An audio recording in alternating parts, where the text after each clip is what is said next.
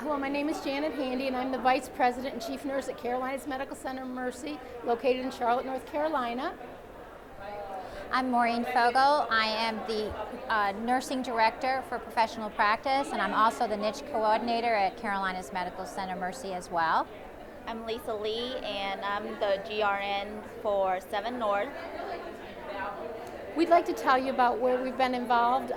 We were part of the Family Caregiver Collaborative with AARP, the American Journal of Nursing, and the niche over the past year and a half. We've really been focusing on patient and family caregivers, but really this opportunity to be looking at family caregivers gave us the opportunity to really focus in on those who take care of their loved ones.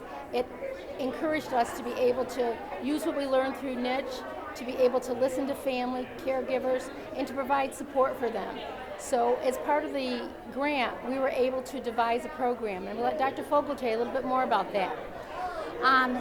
Actually, we had several units, nursing units, 3 North with our GRN Kelly Boyer, and Lisa, who's beside me from 7 North in our orthopedic unit.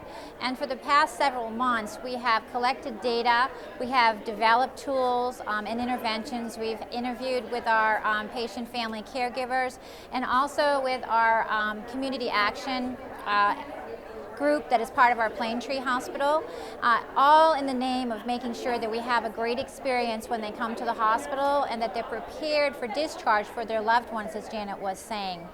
We currently have been niche designated since 2011. We're also a Plaintree Hospital designated since 2011 also. I think together both of these have accomplished a great framework for us to make sure that we're giving patient-centered care, but also focusing on the elder care needs of our patients over 65 and those of the oldest older, over 80 years. I think it's really important to emphasize that it's a team approach, that we did use our Patient and Family Advisory Council, many of whom have been caregivers in the past, and they told us what the families needed. So we came up with a little gift package.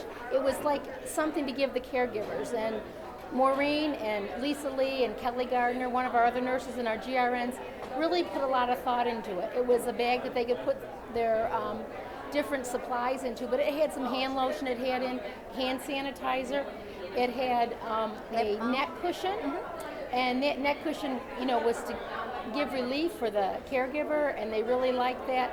We also had a journal, a book where the caregiver could tell us more about themselves. They could tell us about their loved one. We know that everyone that comes into the hospital has a story.